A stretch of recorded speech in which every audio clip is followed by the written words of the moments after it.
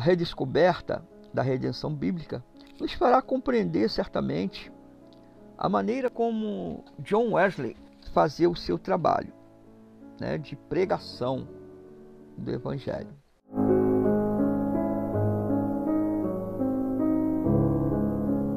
Redescoberta da redenção bíblica.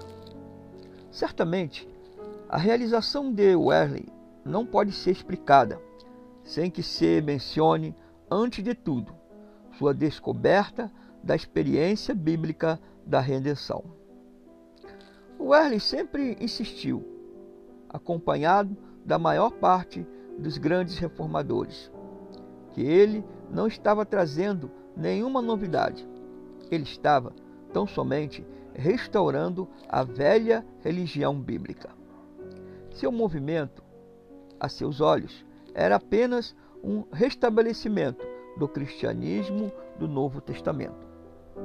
E qual é a marca registrada da religião bíblica?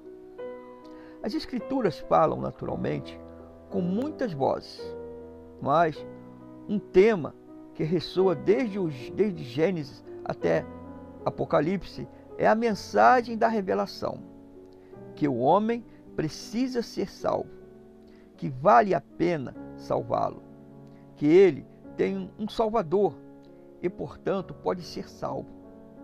Todos os livros da Bíblia proclamam a pecaminosidade e loucura do homem. Entretanto, Deus deseja salvá-lo, apesar da história lamentável do homem, porque há nele algo digno, algo divino. As Escrituras registram as profundezas às quais Deus tem descido para recuperar a imagem divina. E o Novo Testamento, especialmente, testemunha seu resultado feliz. A Bíblia é o relato cronológico de homens e mulheres a quem Deus transformou. O Moisés, pesado de língua, num poderoso homem de estado. Jacó, o suplantador, num príncipe de Israel. Um homem de lábios imundos, no arauto de um redentor. Um coletor de impostos no escritório de um evangelho. Uma mulher decaída à beira de um poço numa missionária. Um perseguidor implacável, feroz, no autor do hino do amor de 1 Coríntios. O mérito de Wesley é que ele redescobriu este fato para si mesmo, primeiro, e depois comunicou à sua geração. O dia da experiência de Aldegast, que consideramos a data do início do metodismo, é uma continuação daquela hora em que Isaías se sentiu transformado e daquele instante em que Paulo teve a momentosa entrevista na estrada de Damasco. Eu disse que Wesley redescobriu a redenção bíblica. Isto é verdade, porque a noção da redenção tinha se evaporado do cristianismo do século XVIII. O senso da presença de Deus, a fonte da experiência evangélica, estava ausente. O sermão da época era um ensaio moral, lido sem ardor.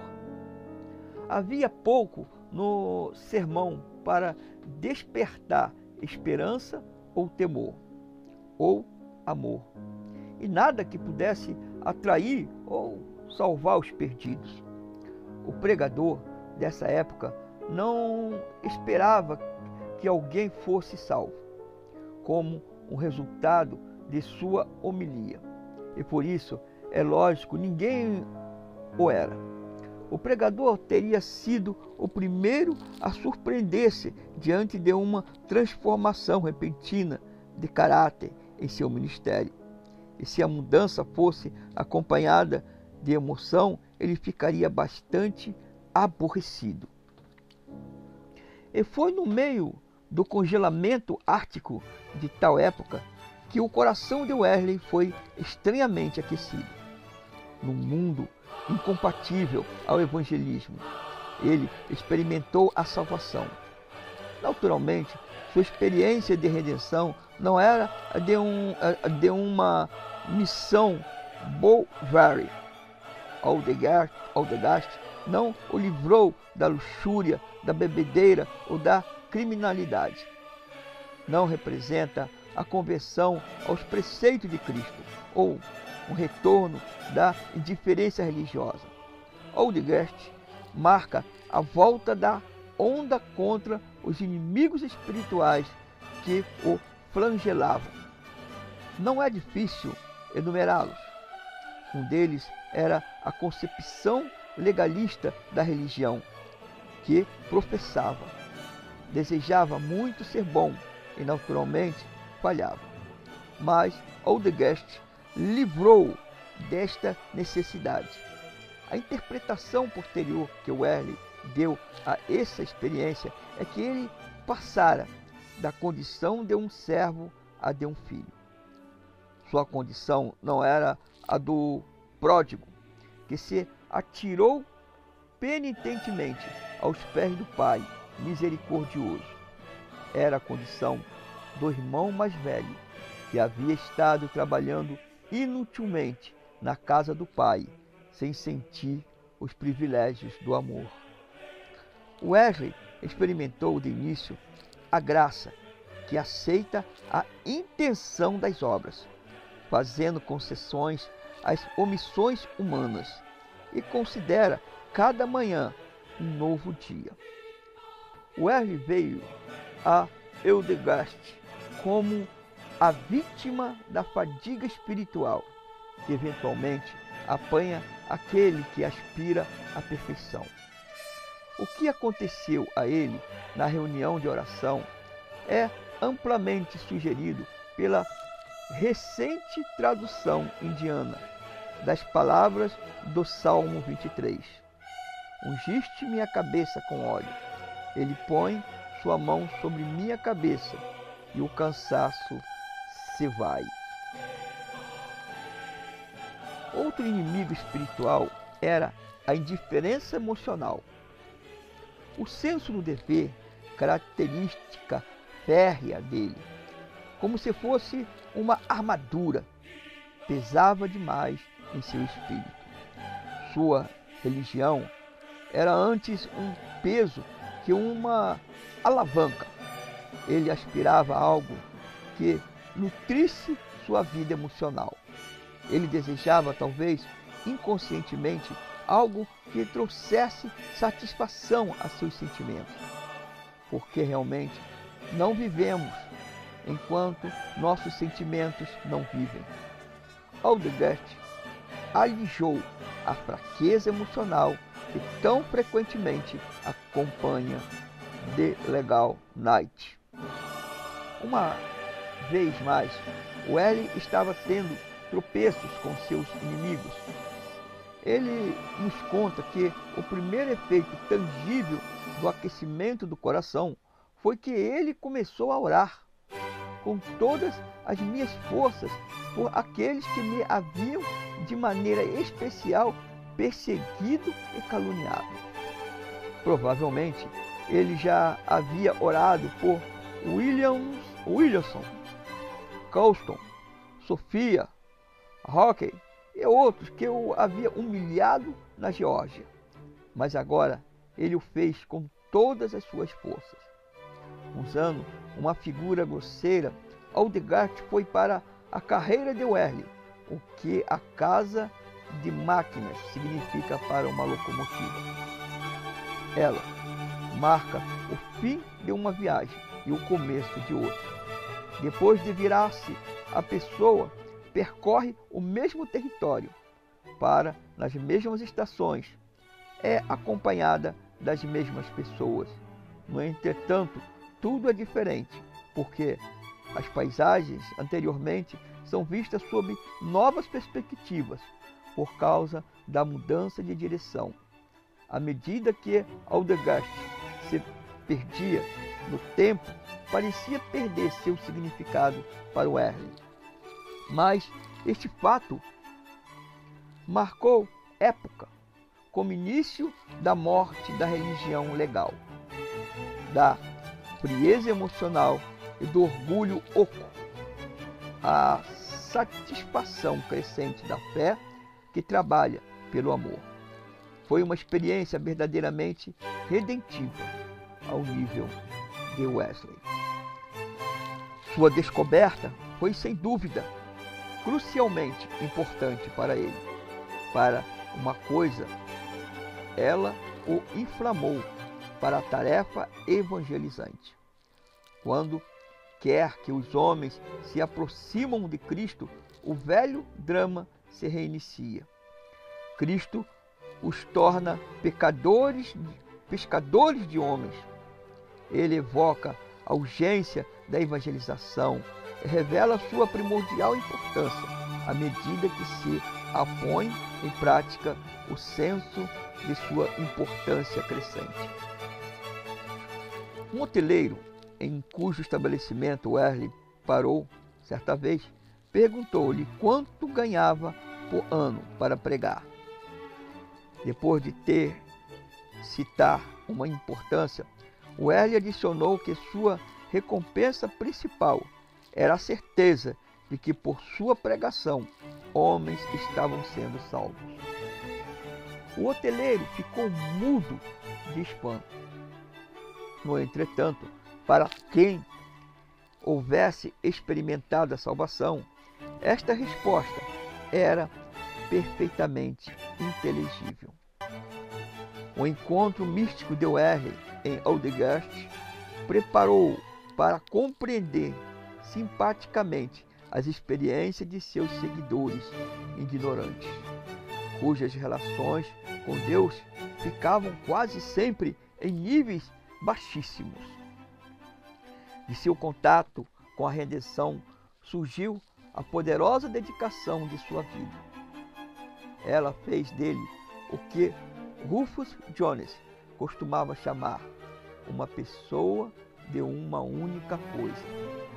Esta coisa faço, que focalizou sua vida e tornou tolerável o sacrifício que sua carreira lhe traria. Não é por prazer que nesta época de minha vida viajo 3 ou 4 mil milhas por ano, escreveu ele no Dublin Chronicle em 1789. Não era um prazer. Era antes a paixão de transmitir a divina graça que havia abençoado tanto sua própria vida.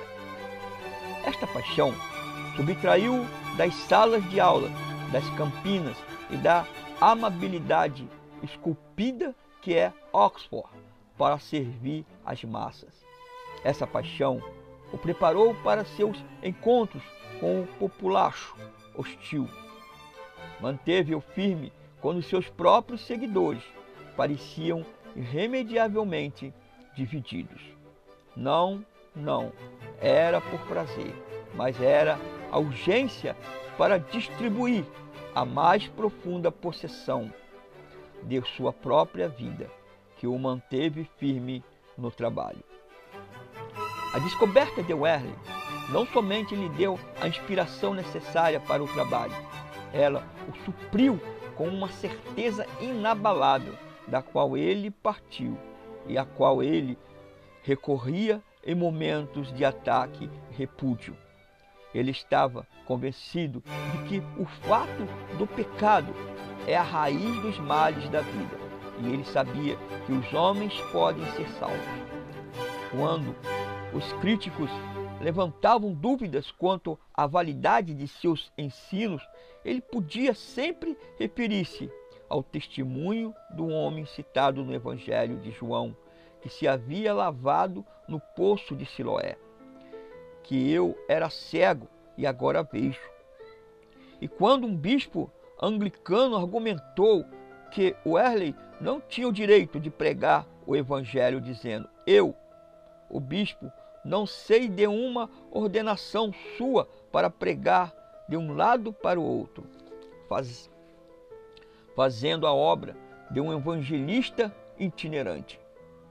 Wesley retrucou: talvez o Senhor não saiba, mas eu sei que Deus requereu isto de minhas mãos. Um grego dizia: dê-me um fulcro onde firmar minha alavanca e moverei o mundo. A experiência da redenção foi o fulcro de Wesley. A descoberta de Wesley foi de importância decisiva, não somente para si mesmo, mas para as pessoas a quem ele pregava. Essa descoberta supriu-as com um tipo de religião que pode ser experimentada. Era empírica, verificável. A religião tradicional havia ensinado que Cristo havia realizado uma grande obra por nós. Wesley revelou o que Cristo pode fazer em nós. Ele proclamou um tipo de salvação que pode ser conhecido e em dois sentidos. Primeiro, ela pode ser conhecida interiormente pelo praticante mesmo. Ela pode ser sentida. Há uma percepção direta, como pergunta Wesley em seu bem conhecido sermão sobre o testemunho do Espírito. Você distingue a luz da escuridão ou a luz de uma estrela ou de uma vela incandescente da luz do sol do meio-dia? Quando nossos sentidos são sadios, percebemos a diferença de uma maneira idêntica. Uma pessoa sabe imediatamente se está habitando na luz espiritual ou na escuridão. Se seu coração está incandescente de gratidão para com o doador de toda a dádiva boa e perfeita, e aquecido com benevolência para com toda a humanidade. Em segundo lugar, e mais significativo ainda, Wesley pregou um tipo de religião que pode ser conhecida externamente por outros, além do praticante. Ele não somente oferecia a certeza subjetiva, mas exigia validade objetiva. Sua religião supria os homens com força moral, com um poder tão decisivo para conquistar as coisas que os havia derrotado, que qualquer observador imparcial, com dois olhos na cabeça, poderia verificar isto. Seu diário é uma exibição viva de homens e mulheres cujas vidas haviam sido renovadas pelo Evangelho. Aqui está um barbeiro que passou 12 meses sem uma bebida, embora ele tenha sido um dos bêbados mais conhecidos de toda a cidade, até encontrar-se com Wesley. Aqui está um tropeiro a caminho do prostíbulo que, convidado por uma metodista para um culto de vigília, saí dele regozijando-se no caminho estreito. Aqui está um esposo que testifica que os metodistas silenciaram a língua rabugenta da esposa. Aqui está um pobre, alma desesperada, afastada do suicídio. Há maravilha no fato de que este tipo de religião, que pode realizar tais milagres, abalou a Inglaterra. Que tremenda força apologética tem este tipo de religião, que é reproduzível na experiência do homem comum sobre os espíritos confusos e indiferentes predominantes do século XVIII, tanto quanto em o nosso. Até mesmo o homem iletrado, quando interpelado sobre as doutrinas de Wesley, poderia dizer, como disse o montanhês de Kentucky: quando lhe perguntaram se cria no batismo infantil, se creio, homem, já vi fazerem um. Assim aconteceu quando o bispo de Londres perguntou pelas credenciais de Wesley, e este escreveu em réplica: pelos frutos conhecereis. A nuvem de testemunhos que a este tempo experimenta o Evangelho, que prego o Evangelho, que é o poder de Deus para a salvação. O beberrão habitual de antes é agora temperado em todas as coisas. O libertino agora foge da fornicação. O que roubava não rouba mais, mas trabalha com suas próprias mãos. Aquele que blasfemava ou jurava, talvez em cada sentença, aprendeu agora a servir ao Senhor, regozijar-se nele com reverência. Aqueles antes escravizados a vários hábitos pecaminosos foram trazidos novos hábitos de santidade. Estes fatos são demonstráveis. Posso citar os nomes destes homens e seus respectivos endereços. Este tipo de evidência de fé é irretorquível, colocando o fato num alto ligeiramente diferente. O evangelismo wesleyano ganhou a aceitação do mundo porque ele dava aos homens, no melhor sentido, o que eles desejavam. No fundo, a humanidade deseja mais que tudo ser salva. Naturalmente, os homens estão quase sempre cegos. Aquilo de que realmente precisam, e mais cegos ainda quando encontram a resposta exata aos seus anseios. No entretanto, a vasta maioria da raça humana é vítima do mal. A prisão pode ser o álcool, os cigarros, a tendência à mexeriquice, temperamento, a insegurança, o fracasso vocacional, o sentimento obcecado da inutilidade da vida. Qualquer que seja sua prisão, todos os filhos de Adão têm um desejo comum, profundo, de libertação. O pregador de uma religião que pode prometer livremente destes males, que pode oferecer a vida eterna, que pode persuadir a humanidade e pode cumprir as promessas, esse pregador tem um mundo em seu bolso. Aqui está o segredo do poder de Wesley. No dizer do bispo Watkins, ele perguntou, homens aos milhares, das coisas que os escravizavam. Uma experiência de redenção tal como a que vimos expondo pressupõe naturalmente um Deus muito próximo de nós. O único ser que pode cooperar para a nossa salvação é o que se interessa pelos problemas humanos. Um Salvador deve estar à nossa disposição para resolver as nossas necessidades, sem o que não é Salvador. Para usar o termo filosófico, um Deus Salvador deve estar imanente em sua criação. Deve residir dentro do mundo por ele criado, como um espírito habita um corpo. Não deve tão somente ser onipotente para auxiliar-nos, mas deve estar próximo em simpatia. Deve sentir nossas enfermidades.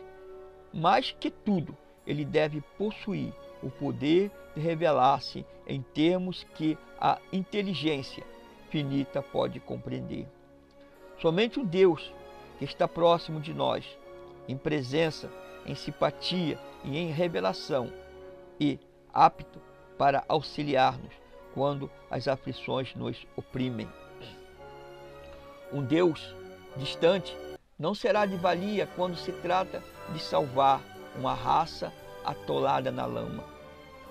A impotência do deísmo do século XVIII devia ater-se a este ponto. Porém, o Deus de Wesley estava perto dos homens, às vezes embaraçosamente perto. Temos a impressão de que o Senhor estava sempre junto ao cotovelo de Wesley para validar as suas orações. Em Ham, a chuva cessou depois de 2 ou 3 minutos em resposta à oração. E o que ele nos conta em Newcastle, a chuva ameaçava cair e não caiu enquanto o pregador não terminou o sermão, chovendo depois abundantemente. Wesley comenta como Deus regula bem o tempo dos pequenos e dos grandes eventos para o avanço do seu reino. Em Harry Hay, está exatamente quando comecei a pregar, o sol saiu e brilhou com calor excessivo sobre minha cabeça. Verifiquei que se continuasse, não poderia falar durante muito tempo. E ergui meu coração até Deus. Em um minuto ou dois, o sol estava coberto com nuvens, permanecendo oculto até o término do culto. Numa viagem marítima em que voltava para o continente, depois de terem ido à ilha de Alderney, o barco estava sendo impelido para as rochas. Wesley orou e o vento mudou de direção, tirando-os da dificuldade. Depois, quando o navio acalmou, entregaram-se à oração. O vento continuou soprando e levou-os para a terra a salvo. Ele salvou um edifício do fogo por meio da oração. Em outras ocasiões memorável, orou pelo cavalo coxo, que alguém lhe disse está irremediavelmente aleijado, e o cavalo melhorou enquanto caminhava. Esta teologia da imanência era deliberada da parte de Wesley. As Escrituras falam de um Deus paternal, de um ser providencial. Para Wesley era estultícia falar sobre a providência, mas menos que se tratasse de uma providência particular. Dizemos que Deus é criador, mas Ele não criou de um modo geral. Ele formou seres particulares. O Dr. Flash de Manderley, os penhascos brancos de Dover, o cavalo manco que Wesley cavalgou. Deus é mente.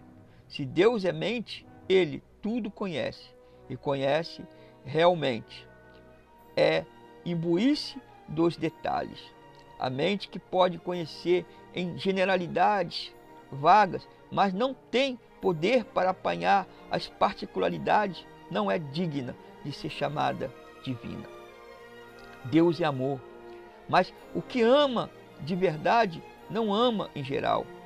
A afeição de Deus se focaliza no indivíduo específico e não na humanidade em geral.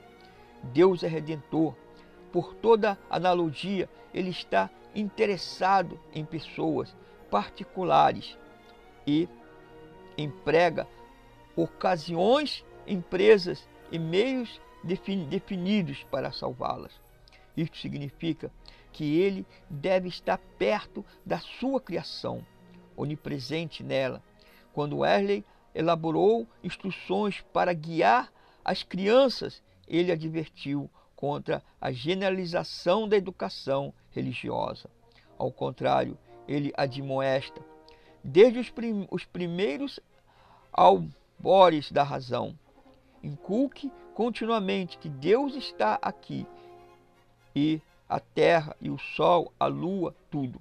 E tudo é dele. O céu, a terra e tudo que neles há. Deus ordena todas as coisas. Ordenou o sol que brilhasse, ao vento que soprasse e às árvores que dessem fruto. Nada surgiu por acaso.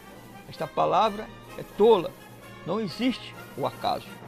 ou como ele escreveu no outro lugar: Deus está em todas as coisas e devemos ver o Criador em todas as criaturas. Não deveríamos usar ou olhar nada como sendo separados de Deus, porque isto, na verdade, é um tipo de ateísmo prático, mas com uma verdadeira magnificência de pensamentos. Pesquise os céus e a terra e tudo que neles há, como se estivesse no côncavo de sua mão, o qual, pela sua presença íntima, mantém-nos em existência, o qual penetra e atua em todas as criaturas e que é, na verdade, a alma do universo. Inquestionavelmente, uma visão imanente de Deus, tal como a de Wesley, é um escândalo para a teologia dominante de nosso tempo. A moda agora é dar ênfase à transcendência de Deus. Naturalmente, Wesley também cria na transcendência de Deus, porque reconhecia que a deidade é algo muitíssimo além do homem, objetivamente real, e não uma simples projeção do nosso pensamento.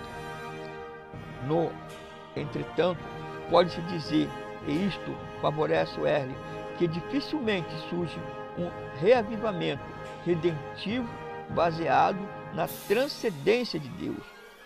Um ser como a deixadidade de Colbert, que permanece na infinita diferença qualitativa da criação, está demasiado longe para medicar os males do homem.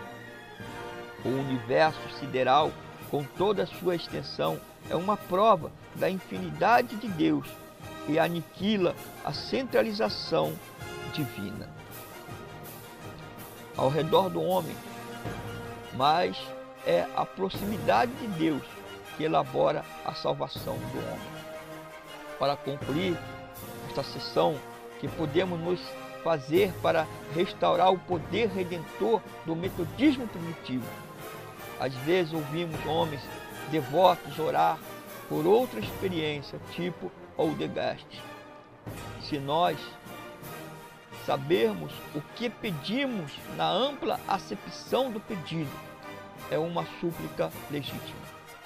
É duvidoso, no entretanto, se a experiência de redenção de que Oldegast é um alto símbolo será concedida ao suplicante. A salvação, no sentido espiritual, vem dos meios indiretos. Ninguém pode ser salvo simplesmente desejando, como não pode resolver esquecer alguma coisa. A resolução espicaça a memória. Fosse a vontade a existência máxima. Oldegast não teria sido necessário, porque Wesley tinha uma grande vontade. Não podemos racionalizar nosso caminho para a redenção.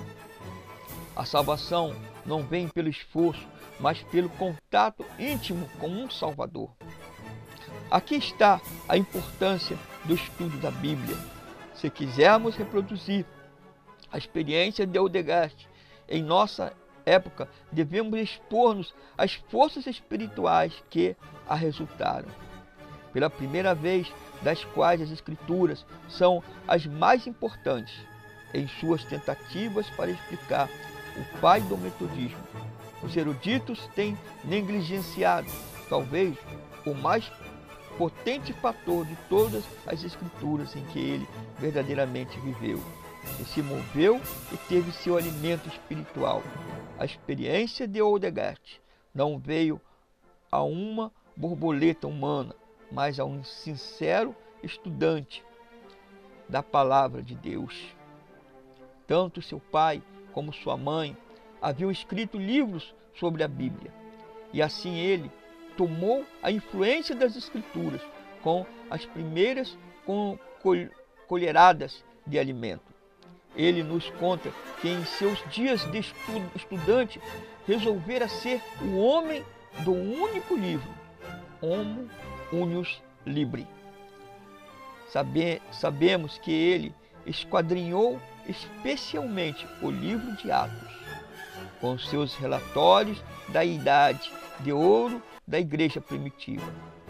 Leu Romanos, com suas declarações vivas da experiência de Paulo. Estudou o Sermão do Monte, com suas injunções à perfeição. Como poderia uma alma sensível e pesquisadora expor-se à experiência e mensagem do Senhor dos apóstolos, sem ser possuído por um desejo apaixonado de reproduzir os sinais e maravilhas daqueles dias primitivos? Como entra a Bíblia bem fundo no cerne da experiência de Aldegast. Em 24 de maio de 1738, Wesley consultou 2 vezes a Bíblia, uma vez em 2 Pedro e em Marcos 12. À tarde, ouviu o coro da igreja de São Paulo cantar o Salmo 130. Depois, muito significativamente, enquanto o comentário de Lutero sobre uma epístola do Novo Testamento. Romanos estava sendo lido em seu coração. Foi aquecido. Note como ele descreve sua experiência quase que completamente em termos bíblicos. Ele sentiu que havia sido salvo da lei do pecado e da morte. Uma expressão paulina. Começou a orar por aqueles que os perseguiam e o caluniaram. Uma citação direta de Mateus. Ele fala sobre o estar sob a lei e a graça. Categorias paulinas. Depois diz que em Aldegast passou de ser servo para filho. Reinicência da parábola do filho pródigo. Ideias bíblicas eram as moedas com que seu espírito fazia transações. Refletem os longos e duros labores da sua aquisição. Sempre pensamos na função reguladora das Escrituras. Wesley mesmo a concebia deste modo. Não devemos esquecer, contudo, sua função geradora. Elas têm o poder de evocar a fome e a sede da justiça, e também a comunhão com aquele que pode atender às nossas necessidades, condição essencial para a comunhão com ele. Não podemos desejar ter uma experiência religiosa, mas, pelo estudo fiel das Escrituras, podemos colher a lenha com eficientes de que Deus proverá o fogo em tempo. Glória a Deus, aleluias, sejamos abençoados com esta palavra e que você deixe o seu like, compartilhe, se inscreva em nosso canal, que em breve estaremos trazendo a 3ª parte do nosso estudo. Sejam abençoados em nome de Jesus. Amém e amém.